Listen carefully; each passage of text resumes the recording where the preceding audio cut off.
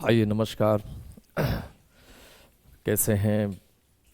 अच्छे होंगे। पहले के वीडियो में हमने स्वर संधि और व्यंजन संधि का जिक्र किया था। उसके व्यापक तौर से बहुत सारे नियमों की चर्चा किए थे। आज जो हम पढ़ाने जा रहे हैं वो है विसर्ग संधि। मुझे विश्वास है कि शायद आप लोगों को समझ में आया होगा। जहाँ से भी अगर कोई दुविधा हो, कोई परेशानी हो, अगर समझने में कोई दिक्कत हो तो कहीं ना कहीं आप कमेंट करें, अपनी सुझाव दें। हम ज़रूर आपके सुझाव पर कोशिश करेंगे कि और भी बेहतरीन तौर तरीके से आपको समझाया जाए। आज हम पढ़ेंगे विसर्ग संधि। परीक्षा में इसमें से भी बहुत सारे क्वेश्चन रहते हैं, और साथ ही साथ जब आप संस्कृत जब पढ़िएगा तो उसमें स्वर, व्यंजन और विसर्ग, ये तीनों चीज़ से मिश्रित एक वाक्य होता है। और जब ये सही ढंग से जब आपको संधि विच्छेद तोड़ने आ जाएगा या संधि समझने आ जाएगा तो संस्कृत बड़ा वाले पद को आप छोटा में तोड़ तोड़ के पढ़ सकते हैं। इसमें बड़ी सुविधा होगी आपको पढ़ने में और सरलता लगेगी। इसीलिए कोशिश किए कि पहले संधि का जिक्र कर लें, कुछ अनुवाद का भी जिक्र किया, पाठ भी कुछ किए, लेकिन अब जो पाठ पढ़ाएंगे तो आपको ज़्यादा समझ में आएगा। तो आइए विसर्ग संधि किसे कहते हैं पहले इसकी चर्चा कर लें। एक एग्जाम्पल से समझते हैं। नी जोड़ चय। नी में ई है और ई क्या है? स्वर है। ई स्वर है और च व्यंजन है। ध्यान से समझा जाए। ई स्वर है और च व्यंजन है। हम मिला किसको रहे? स्वर और व्यंजन को। तो कहता है स्वर और व्यंजन के मेल से, स्वर और व्यंजन के मेल से किस में परिवर्तन होगा उसी को विसर्ग संधि कहेंगे। ध्यान दिया जाए। नी के नी हमने लिखा, चय के चय लिखा। अब कहता है कि स्वर और व्यंजन के मेल से विसर्ग में जो परिवर्तन होता है, इस विसर्ग में परिवर्तन हो गया। विसर्ग तलाबे स में बदल गया, तलाबे श हलंत बदल गया। कहने का मतलब क्या हो गया कि स्वर और व्यंजन के मेल से विसर्ग में जो चेंज होता है, जो परिवर्तन होता है, उसे हम विसर्ग संधि कहते हैं। अब ये चेंज हुआ कैसे, वही नियम आपको पढ़ाना है। पहले परिभाषा की हमने जिक्र कर लिया कि स्वर और व्यंजन के मेल से विसर्ग में जो परिवर्तन होता है उसे हम विसर्ग संधि कहते हैं। फिर एक बार, स्वर और व्यंजन के मेल से विसर्ग में जो परिवर्तन होता है उसे हम क्या कहते हैं? विसर्ग संधि कहते हैं। इसका पहला नियम क्या कहता है? पहला नियम कहता है कि यदि विसर्ग के बाद च, छ या तलाबे श, इस तीनों में से कोई आए, विसर्ग के बाद च, छ, तलाबे श में से कोई सा भी आए तो विसर्ग का तलाबे श हलंत हो जाता है। ध्यान दिया जाए। विसर्ग के बाद क्या हो? च, छ, तलाबे श, इस तीनों में से कोई आए तो विसर्ग का तलाबे श हलंत हो जाता है। जैसे एग्जाम्पल ऊपर वाला ही ले लेते हैं। नीह जोड़ शेष कर लेते हैं। चलिए,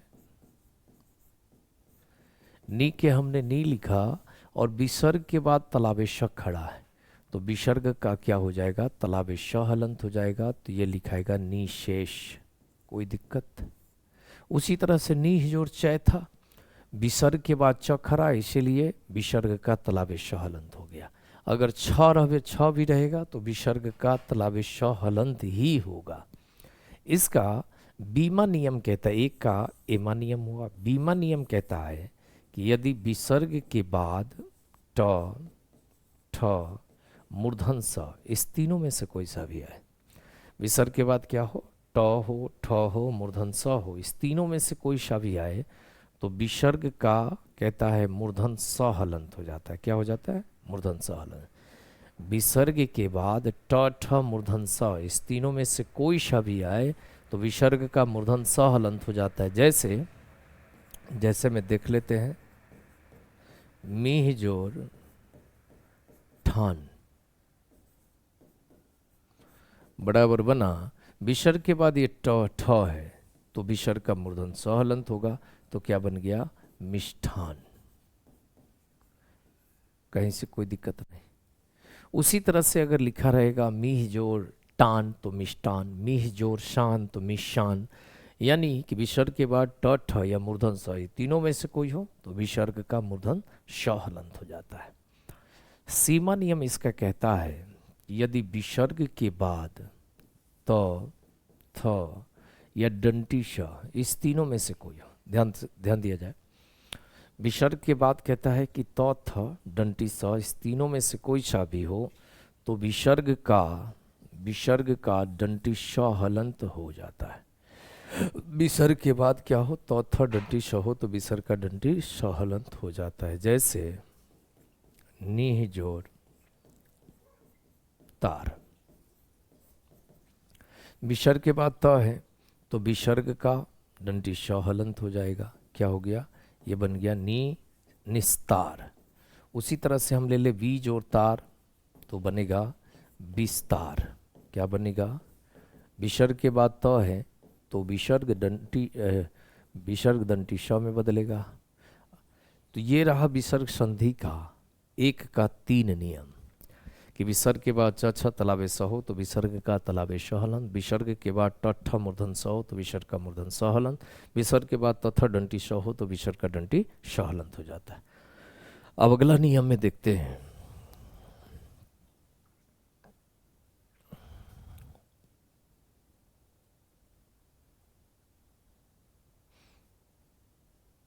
जय सर इधर आइए।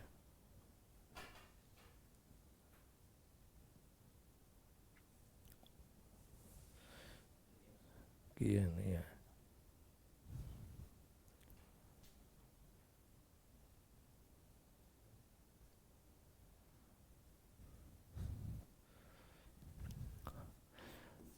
आगे पढ़ते हैं। विसर्ग संधि का ही दूसरा नियम, विसर्ग संधि, उसमें 1 का हमने 3 नियम पढ़ाया।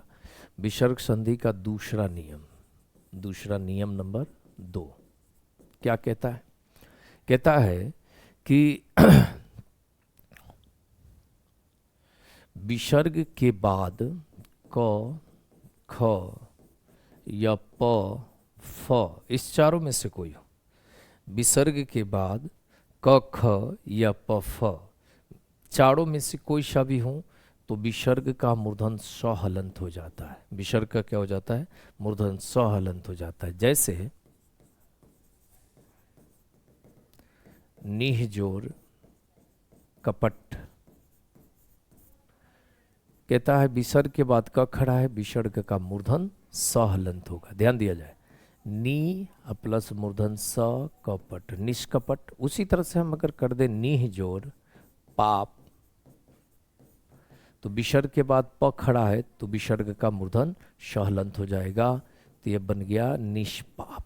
कहीं से कोई दिक्कत नहीं कि विसर्ग के बाद क, ख, प, फ में से कोई सा भी आए तो विसर्ग का मूर्धन स हलंत हो जाता है। इसका तीसरा नियम जरा देखें, फिर कहता है कि विसर्ग के पूर्व अगर अ हो, यानी अ की मात्रा हो, विसर्ग के पहले क्या हो, अ की मात्रा हो, और विसर्ग के बाद क, ख या प या फ, इस चारों में से कोई सा भी हो। विसर्ग के पहले अ की मात्रा हो, यानी अ की मात्रा हो, और विसर्ग के बाद क, ख, प, फ, चारों में से कोई सा भी हो तो विसर्ग में कोई परिवर्तन नहीं होता है, नो चेंज। तो परिवर्तन नहीं होता है, यानी विसर्ग जस के तस रहता है। क्या कहता है कि विसर्ग के पहले अ हो, अ की मात्रा हो, और विसर्ग के बाद क, ख, प, फ में से कोई सा भी आए तो विसर्ग में कोई बदलाव नहीं होता है। जैसे प्रातः जोड़ काल, प्रा त में क्या आया, अ आया, तो विसर्ग के पहले अ है, विसर्ग के बाद क है, इसलिए नो चेंज होगा, नो चेंज, कोई बदलाव नहीं होगा। तो क्या लिखा है, प्रातः काल। उसी तरह से हम कर दे पयः जोड़ पान, यह बनेगा पयः, चूंकि विसर्ग के पहले अ है और विसर्ग के बाद प खड़ा है, कोई परिवर्तन नहीं होगा, लिखा है पयः पान। यहाँ तक किसी को समझ में मेरे हिसाब से कोई दिक्कत नहीं होगी। अगला नियम कहता है, चौथा नियम, चौथा इसका नियम ध्यान से समझे कि विसर्ग के पहले हर्ष इकार या हर्ष उकार हो तथा विसर्ग के बाद र खड़ा हो। ध्यान दीजिएगा, विसर्ग के पहले ई हो या ऊ हो और इसके बाद अगर र खड़ा है तो हर्ष इकार और हर्षुकार अपने दीर्घ में बदल जाएगा, अपने दीर्घ में बदल जाए।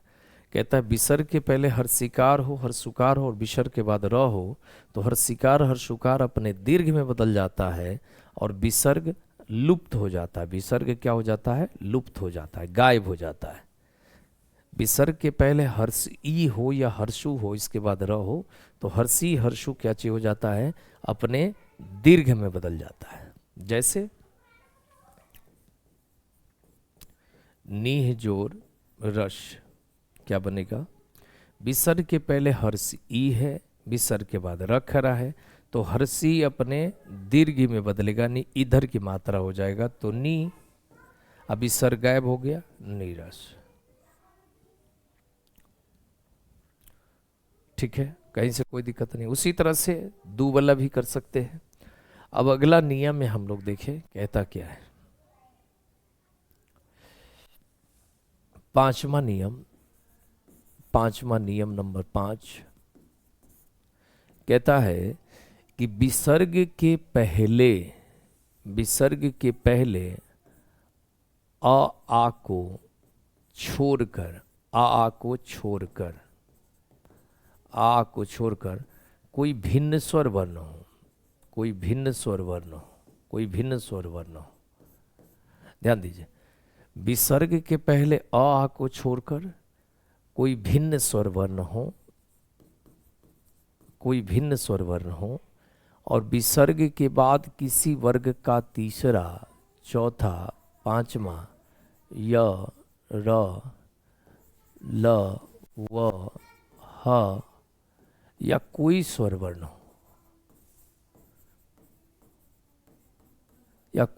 वर्ण हो।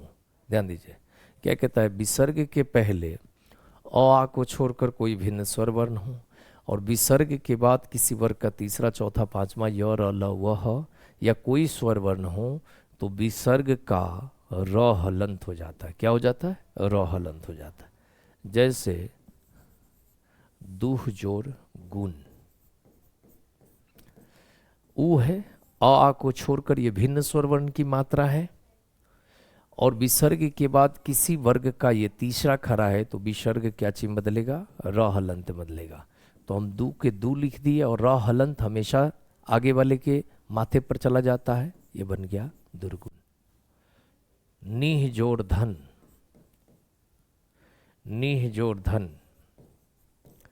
आ को छोड़कर के भिन्न स्वर वर्ण की मात्रा है, इसमें ई की मात्रा है और विसर्ग के बाद कह रहा है कि किसी वर्ग का चौथा खड़ा है तो विसर्ग क्या चीज में बदलेगा? र हलंत बदलेगा, तो यह बन गया निर्धन।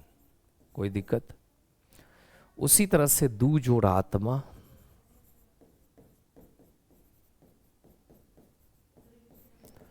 ऊ के वो है,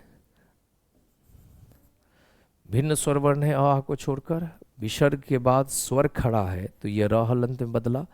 तो र हलंत में हम आ की मात्रा लगा, जो कि स्वर जुटता है मात्रा लग जाता है, तो बन गया दुरात्मा। मुझे विश्वास है कि शायद आपको ये समझ में आया होगा। आगे नियम नंबर 6 में देखिए क्या कहता है। कहता है विसर्ग के पूर्व अ हो और विसर्ग के बाद किसी वर्ग का तीसरा, चौथा, पांचवा य, र, ल, व, ह इसमें से कोई सा भी वर्ण हो। विसर्ग के पहले अ और विसर्ग के बाद किसी वर्ग का तीसरा, चौथा, पांचवा य, र, ल, व, ह में से कोई सा भी हो तो अ और विसर्ग दोनों मिलकर ओ में बदल जाता है, जिसका मात्रा 1 पाई 1 1 लिखे होता है। जैसे मनः जोड़ ज, म इस नौ में अ आया, विसर्ग के पहले अ आया, विसर्ग के बाद किसी वर्ग का तीसरा खड़ा है, तो अ और विसर्ग दोनों मिलकर क्या बनाएगा, ओ बनाएगा, जिसका मात्रा एक पाई एक लिकय होता है। नौ में से अ निकाल लिए थे, नो ज। उसी तरह से यसह अजोर यसह जोर दा, सौ में अ आ रहा है, य के य लिख दिए और सौ में अ आ रहा है, तो अ इसके बाद किसी वर्ग का क्या कहते हैं कि तीसरा चौथा पांचवा में से खड़ा है, तो अ और विसर्ग तलाबे सहलन किए, अ और विसर्ग दोनों मिलकर क्या चीज बदलेगा, ओ में बदलेगा, जिसका मात्रा एक पाई एक एक लिखा होता है। जैसे ही दिए बीमारी ठीक हो गई, यशोदा। उसी तरह से हम कर सकते हैं सरह जोर ज, शरह जोर ज, श र में क्या है, अ है, रहलन, अब विसर्ग के पहले अब विसर्ग के बाद किसी वर्ग का तीसरा खड़ा है, तो अ और विसर्ग दोनों मिलकर ओ में बदलेगा, जिसका मात्रा एक पाई एक एक लिकय होता है, ज सरोज। एक और नियम है इसका आखिरी, सातवां नियम क्या कहता है, नियम 7 कहता है कि विसर्ग के पहले अ हो और विसर्ग के बाद भी अ हो। ध्यान दिया जाए, विसर्ग के पहले अ हो और विसर्ग के बाद भी अ हो तो क्या बनेगा। कहता है विसर्ग के पहले अ हो और विसर्ग के बाद भी अ हो, तो विसर्ग के पहले वाला अ और विसर्ग दोनों मिलकर ओ में बदल जाता है, जिसका मात्रा एक पाई के लिए है। और बाद वाला अ यस के तरह, इसको बोलते हैं लुप्ताकार चिन्ह, लुप्ताकार चिन्ह में बदल जाता है। जैसे सजोर अपी, स में क्या आया, अ आया, तो विसर्ग के पहले अ है, विसर्ग के बाद भी अ है, तो पहले वाला अ और विसर्ग दोनों मिलकर के ओ बनाएगा, जिसका मात्रा एक पाई के क्ले है के है, तो बना सो, और यह लुप्ताकार चिन्ह में बदल जाएगा, बना सोपी। उसी तरह से क जोर अपी, क में अ आ रहा है, कहलन, विसर्ग के पहले अ है, विसर्ग के बाद भी अ है, दोनों मिलकर के बनेगा ओ, जिसका मात्रा एक पाई के लिए होता है, को, ये लुप्ताकार चिन्ह बदल गया, बन गया कॉपी। इस प्रकार से विसर्ग संधि का लगभग 7 नियम है। आई होप डैट कि मुझे विश्वास है कि आप इसको देखेंगे, अभ्यास करेंगे, तो आपका जितने भी समस्याएं हैं वो ठीक हो जाएगा, और अनुवाद या पाठ पढ़ने में आपको बड़ी सहूलियत होगी। हम इसी से जुड़ा हुआ कहीं ना कहीं क्वेश्चन आंसर के जो अभी तक संभावित 2011 से लेकर के 26 तक जो पूछा जाएगा, और इससे पहले 11 से लेकर 25 तक जो पूछा गया, हम उस कहीं ना कहीं क्वेश्चन बैंक के तमाम महत्वपूर्ण संधि के क्वेश्चन की परिचर्चा करेंगे अगले वीडियो में, या इस पर हम परिचर्चा करेंगे।